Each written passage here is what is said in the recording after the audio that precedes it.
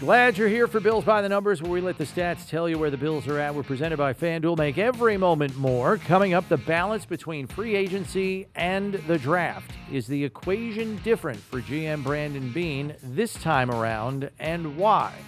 How much of the cap dollars have to go to the defensive side of the ball? And we'll have our one burning question. Can somebody get cap compliance on line one?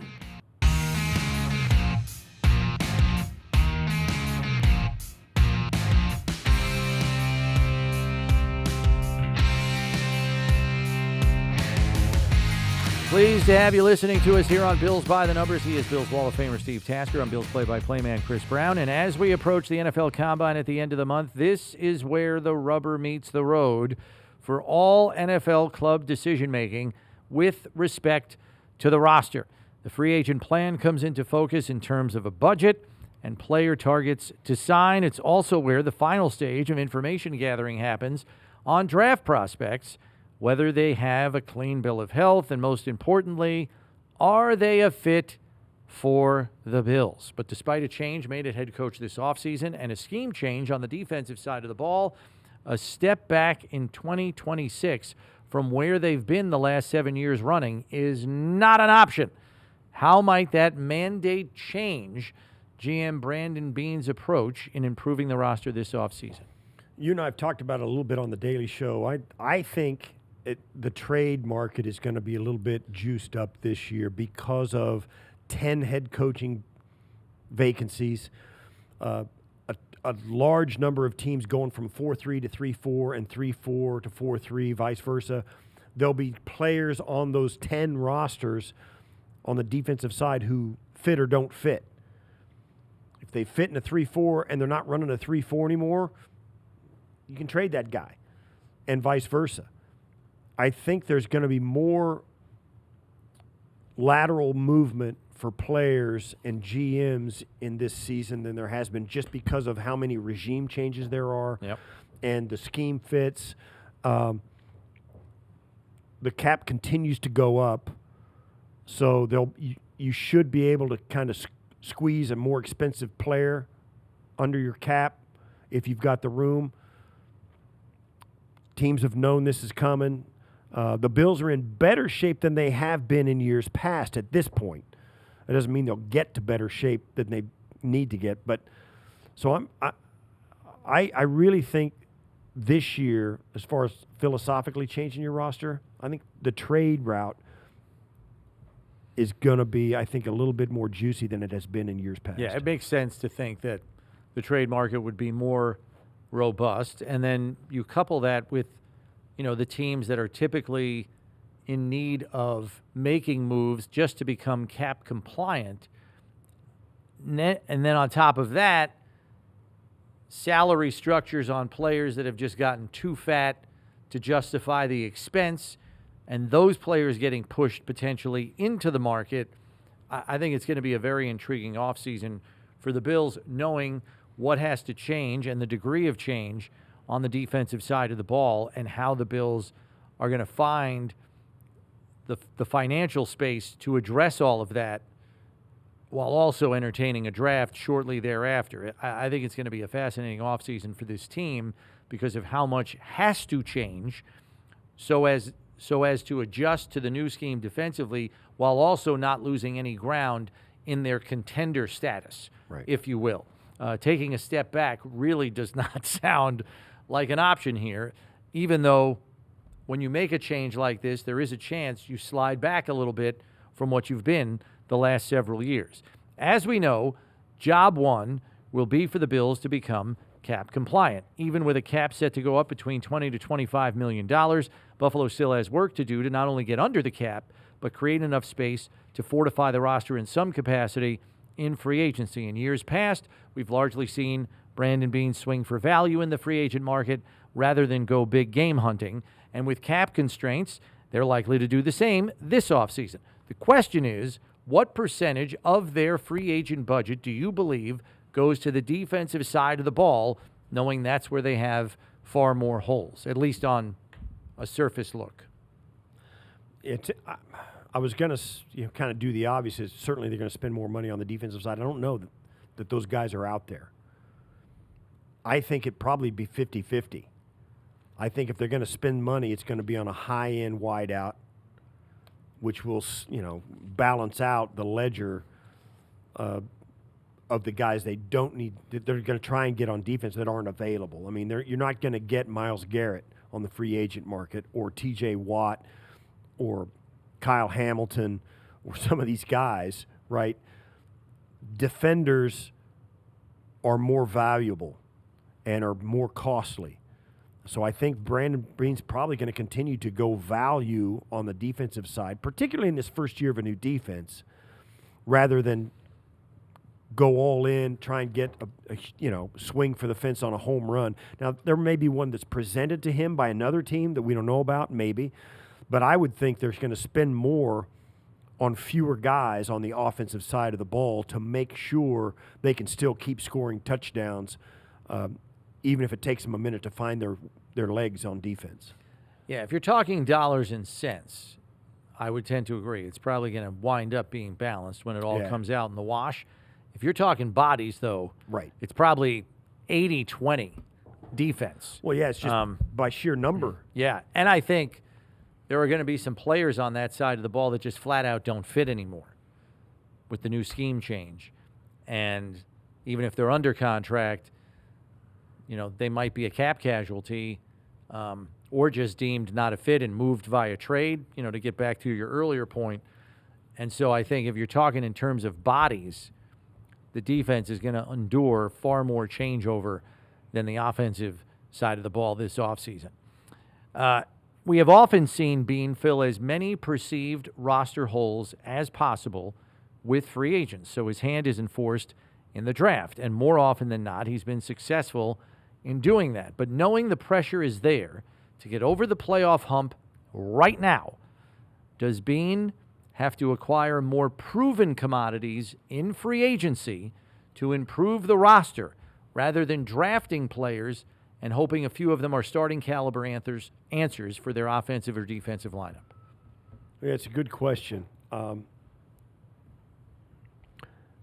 No, I think they're going to do both. I think they're going to draft guys, and they're going to try and get as good a guys as they possibly can. And I think they'll probably lean on their coaching staff's expertise about saying, what about this, particularly in the free agent market, about what do you think about this guy versus this guy, that guy versus this guy. I think the coaching staff will have a loud voice in the guys they pluck out of the free agent market. And that's the way it's always going to draft. Now, the draft may be a different story. It may be the college scouts who have the bigger voice. The coaches will say, I like this, they'll say, I like this type of guy. Yeah. The scouts will say, this is that guy. So that's what I think. That's how I think it will go. But they'll get as proven of players as they can and fit them under the cap. But I just don't think there are going to be any elite players available on the defensive side. I'm attacking this question from a different angle than you are. I don't think they're looking for elite players per se on the free agent market. First of all, they can't afford them. Right. But I think more than in recent years, they are looking for known fits in this system, because as much as their coaches watch the guys that are under contract on this roster and deem them a fit for this defense, it's still a projection. Now, you might have a more accurate projection on a guy like Terrell Bernard, who's played in a 3-4 in college and was very successful, or a Landon Jackson, who played in a three-man front at Arkansas, and you've seen him in this role, and so the projection you feel better about. The vast majority of these guys are projections. So knowing you have players under contract from previous years that you're projecting into this scheme, and then everyone you draft might be a projection into that scheme on the defensive side of the ball, man, you need some sure things. And so I think this offseason, even more so than previous ones, you need more surefire fits that can line up and play and be productive for you in this system in the free agent market than maybe in the last 5 years. because you already had guys in your pipeline on your roster that you knew were fit. You had Matt Milano. You had Jordan Poyer. You had Taron Johnson. You had Tre'Davious White. You had Christian Benford. You had defensive linemen, whatever it was, that you knew fit this system. That's all gone now. You're starting fresh, and as convinced as you might be that Deion Walker can be a nose tackle in a two-gap system, I'm still finding myself a nose tackle on the free agent market that I know for sure can play nose tackle. I'm not, I got to have that.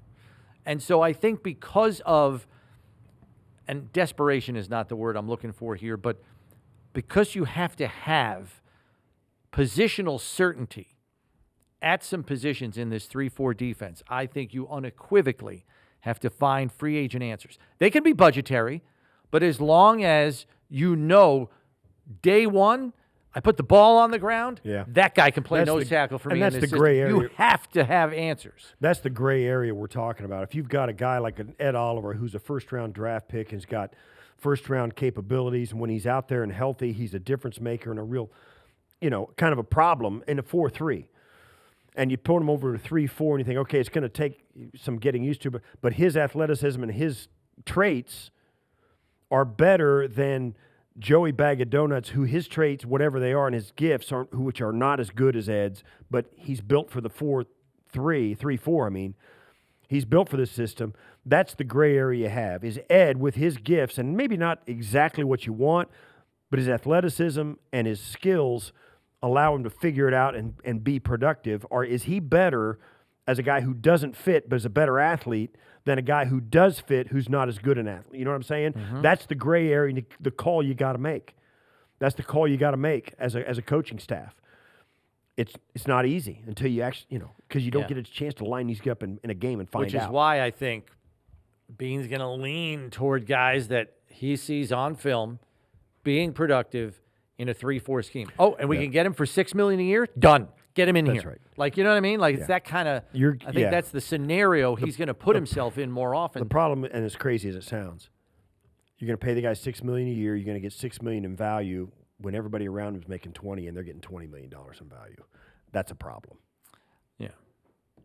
So I just think they got to find that kind of value. Oh, they're looking for different types of athletes now, no question about it. Affordable, but proven productive in this kind of a scheme is the highest of highest priorities. All right, we discussed this and broached this subject a little bit. I'm going to tweak it a little, but knowing the cap constraints could make the ability to sign a higher number of free agents difficult. Do you expect the Bills' personnel department to be more apt to execute a few player-for-player or player-for-draft capital trades to move money out and create more cap space? It does open up a logical window for players rather than draft picks to go out. It opens that up on all 10 of the new regimes.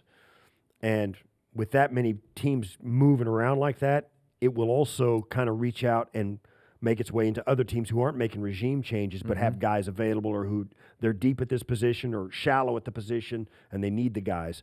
So, yes, I do. I think it really widens the market for players to be available in trades rather than draft picks.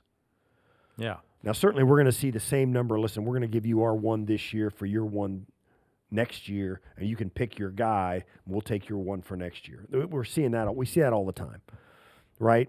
We'll move back 15 spots, but you're going to give us your one next year and a 2 next year or a 3 next year. That's always happening, and that's going to be exactly the same this year as it always is, because it's draft picks for draft picks, and they're all unknowns. This year, more so than any other, I believe it opens up the possibility that players that you love and respect on your respective teams around the league, they're on the block. Yes. The Bills, because of their cap constraints, are in a much different position than a regime change in Tennessee or in Las Vegas. They're tight against the cap and they're making a scheme change. They want to move players out. The Titans and the Raiders lead the league in cap space this offseason. $104 million, $91.5 million. Those are teams that just by virtue of example, Brandon Beane could call and say, hey, I've got player X. Is there interest? I know you can stomach the salary. Either give me draft capital back so I have dollars out, or give me a player on his rookie deal so I can have dollars in that I can absorb, and I'm giving you a frontline player for your new scheme because you can stomach the money. Those are valuable potential trade partners. Yeah, Titans with almost $105 million in cap space. Right. You can give them a $15 million a year player. They don't even blink. Right. And the thing that you'll get back is but you have to get something back that they don't value as much as the player. Yeah. And that may Or is it Tavondre Sweat? I'm going to keep talking about that guy until we land him in a trade. the more you know? talk about it, the less likely it is Well, to happen. that might be That's true, like too. that's like the That's a guy on his rookie deal. That's why I Right. was I mean, that's yeah. But yeah, easier said than done. it I is. know. I get it. But you're right. I do think players will be more available to move teams this year in the trade market rather than draft capital and cap space and all of that. I just think that's more likely this year. We move along to the numbers game where Steve is going to be quizzed on NFL Combine history. It is on the doorstep, so why not? Question number 1, Steve. Max Hairston had the fastest 40 time at the Combine last year. He clocked a 4.28. Where does his 40 time rank in the history of the Combine since 2006 when the modern timing system was implemented? Top 10. You are correct. He is exactly 10th. 10th fastest time since 2006. 4th fastest among corners. That guy, listen, that's 4.2. That's moving. Yeah, he's fast. So he trails only Kalon Barnes, DJ Turner, who's with the Bengals, and Reek Woolen of the Seahawks in fastest 40 times among cornerbacks since 2006. Question number 2. What Buffalo Bills draft choice holds the team record for bench press reps at the NFL Combine? Bench press reps. Oh, yeah. Not really done that much anymore by a lot of prospects at the Combine. What year was it done? Can I ask? Or I don't have was the it my year. era or was it somebody else? It's after your era. Bench press reps. Kyle Williams. It is not Kyle Williams. All right. I'll say Wyatt Teller. It's not Wyatt Teller. It's a little bit earlier than that. All right. Give you one more. Bench press reps. It is a big guy, as you would expect. Yeah, I'll say Dion. No, it's before Dion. Hold on. That's not a guess. I put the card down, but I didn't take my hand down off of it. I will say, let me think. Boy, I couldn't tell you. I don't know. It is Leif Larson. Remember him? I do remember The him. power lifter. The Leif 45 reps on the bench. The 225. 45! The 225. That is a fat number. Question number 3. How long did Deion Dawkins' arms measure at the NFL Combine? You had to guess. What would you say his arm length was? Between 34 and 35 inches. It is exactly 35 inches for Deion Dawkins. 35-inch arms. That's why he's getting it done at just 6'3". Mm-hmm. He's got vines for arms. No kidding. And question number 4. What Buffalo Bills draft choice holds the team record for highest vertical leap at the NFL Combine?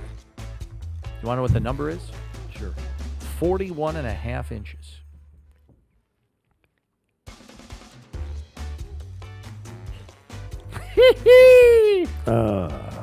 It's not Aaron. Who Mabin. got It's 41 and a half not inches Aaron between Mabin. the bottom of their shoes and the floor? It's not Aaron Mabin. It is not. I will say.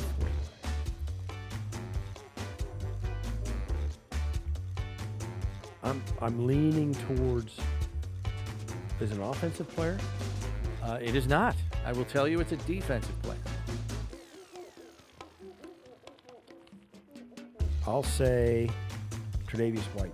It is not Tre'Davious White, but your position is correct. Right. Now, is it like post-2000? Yes, it is. Okay.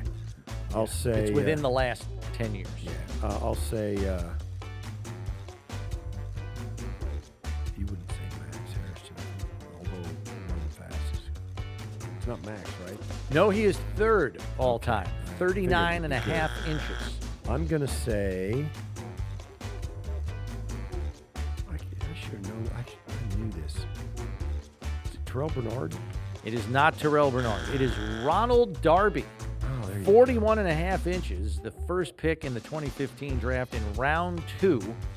Saran Neal, second all-time at 40 and a half inches, and Max Hairston, third all-time at 39 and a half. The DBs holding it down on the vertical leap. Those guys for are they're the different Bills. cats, man. I could go on and on telling stories about it. The DBs in the NFL are faster than anybody you've ever competed against, and they're better athletes than anybody you've ever competed against. They play the whole game in reverse. They're unbelievable. Yeah. Unbelievable athletes. Bills fans, get in on the action with FanDuel, America's #1 sportsbook. Just download the app today to play any way you want. Plus, with live betting, you'll get updated odds on games that have already started. Best of all, you get paid your winnings fast. Make every moment more with FanDuel, official sportsbook partner of the Buffalo Bills. Time now for our one burning question. In the 2026 NFL Draft, do you expect Brandon Beane to be more aggressive and part with draft capital to move up the board?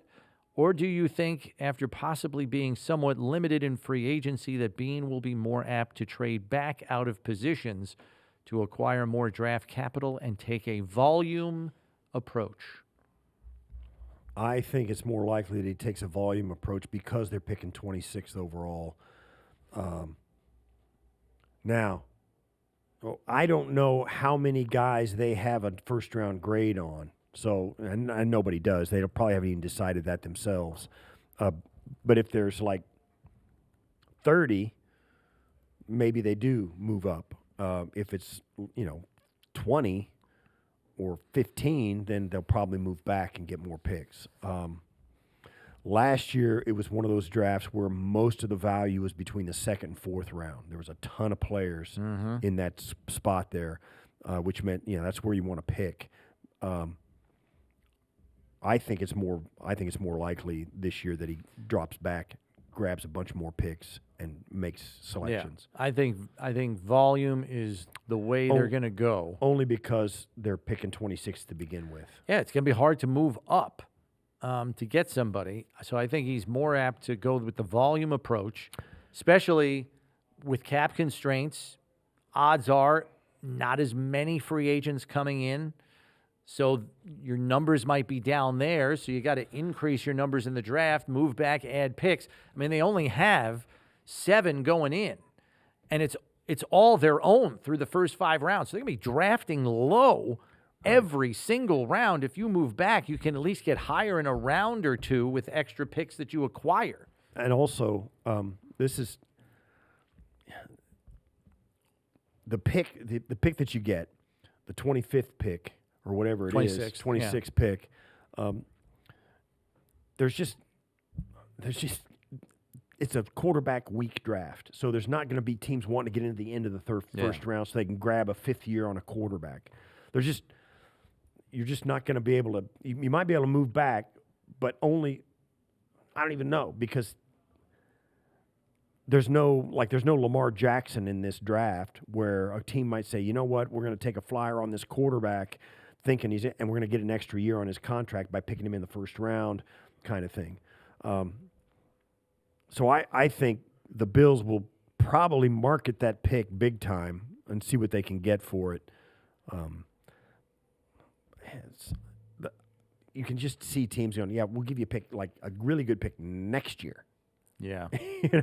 We need our picks this year. I don't know that I'm going to go look. We'll start getting into this more and more as we get through this, but I want to know how many teams have like 12 picks in this draft, right? I mean, how many teams have 11 picks? How many teams have 10 picks rather than just the 7 or the 6 that some teams have. Yeah. That'll tell you which teams will be in the market. Because the Bills only have 7. They've got their Right. own 1 through 5, and then they have 2 7s, which came from trades the last couple of years from the Jets and the Dallas Cowboys. So you're going to be picking late through the first 5 rounds. Might behoove them to move back, add a few picks, pick in the high or middle stages of some of those rounds, and scoop up some quality talent for their offense or defense, respectively. So, I mean, we've seen him go both ways. I mean, Brandon Beane has gone both ways in the draft in his, 8 drafts that he's presided over for the Bills. So nothing would surprise me coming from him at this point. Our closing figure takes a look at Buffalo's top pick, which hasn't always been in round 1. Since the 2018 draft, when Brandon Beane took over, the Bills have taken a defensive player 5 times and an offensive player 3 times with their first pick. And we are counting second-round picks A.J. Epinesa and Keon Coleman, since they were the first picks taken in those respective drafts. So pretty balanced, all things considered. That's all for this edition. Make sure you subscribe on your podcast platform of choice so you're notified when our next episode is out, or watch us on the Bills YouTube channel. Because when you need to know about the Bills, you need to check Bills by the Numbers. For Steve Tasker, I'm Chris Brown. Thanks for listening. We'll catch you next time, everybody.